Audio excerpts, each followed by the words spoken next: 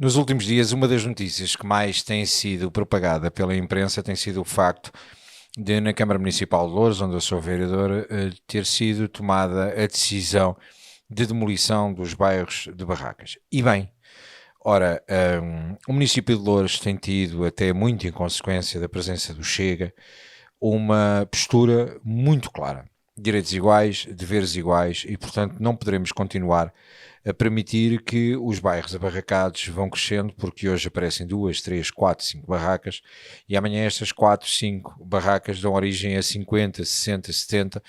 criam-se bairros e guetos e depois temos um problema para a desocupação dos terrenos, alguns deles que nem sequer são do Estado, pertencem a privados e que têm sido ocupados desta forma dantesca, com algumas associações com clara responsabilidade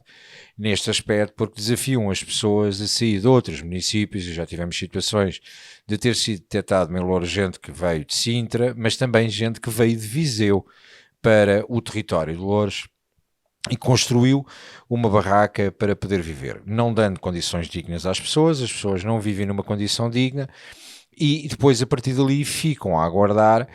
que com a demolição da barraca obrigatoriamente a Câmara Municipal tenha que lhes dar a casa. Ora, isso está completamente fora de questão e a postura do Chega é muito clara. Não existe essa hipótese de fazer a passagem de barraca para a casa de habitação municipal, até porque as casas de habitação municipal devem ser dadas de uma forma transitória e não de uma forma definitiva. Não obstante esse facto, hoje assistimos a Mariana Mortágua, acompanhada com alguns autarcas do Bloco de Esquerda, a fazer o apelo do direito à habitação consagrado na Constituição. De uma vez por todas, já falei disto diversas vezes, o direito à habitação consagrado na Constituição é um direito fundamental, é um direito constitucional programático. Ou seja, o que é que isto determina? Determina que os governos devem, no seu programa, ter algumas propostas que levam para o direito à habitação, que toda a gente tenha direito a uma habitação condigna e com condições de segurança e higiene, mas não dizem em momento nenhum que o Estado tem que dar uma casa às pessoas. E não tem que dar, porque da mesma maneira que estas pessoas apelam com o facto de dizer que não têm forma de pagar as suas rendas de casa, nós também temos muitos sem-abrigos portugueses e temos muitas famílias com grande dificuldade de chegar ao final do mês e fazer face às suas despesas. Mas onde é que começa este problema? Este problema começa lá atrás, este problema começa a montante, quando há 2 anos atrás, 2 anos e meio sensivelmente, houve uma entrada desenfreada de gente oriunda da zona de África e de ex-províncias ultramarinas portuguesas, gostem ou não gostem da situação, ainda hesitei em dizer, mas a realidade é essa, em que, em consequência de uma decisão de António Costa e Ana Catarina Mendes e do governo socialista que determinou, com o apoio da Geringonça, nomeadamente do PCP e do Bloco de Esquerda, determinaram que deveria existir uma suspensão da necessidade de vistos para pessoas oriundas da CPLP. Ora, isto deu origem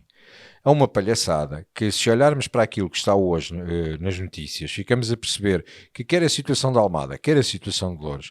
é uma consequência não das pessoas que vêm do Indostão, isso é outro problema. Esse é um problema de imigração à parte. Agora, neste problema relacionado com a imigração, que ninguém quer falar, há uma correlação direta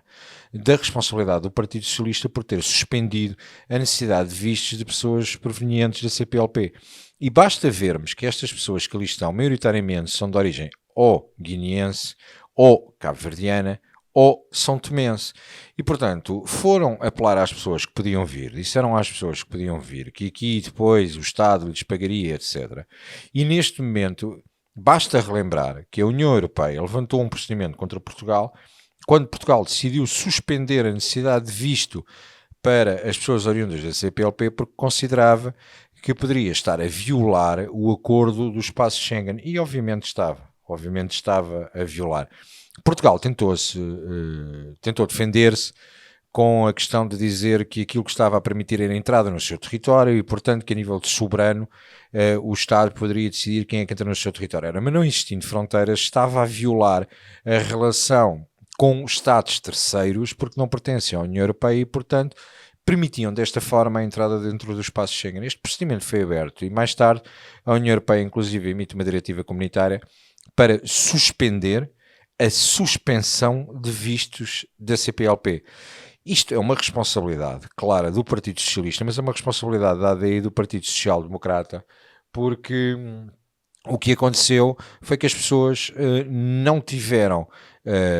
visto de entrada, entraram de qualquer maneira, ninguém foi checar se tinham capacidade ou não financeira de poder estar, se tinham ou não tinham trabalho, estiveram isentos de tudo e mais alguma coisa, e o Governo tem grande responsabilidade nesta palhaçada, e obviamente as câmaras municipais, sejam elas de que cor política for, mas a partir do momento em que tem alguns representantes do Chega, nós não queremos permitir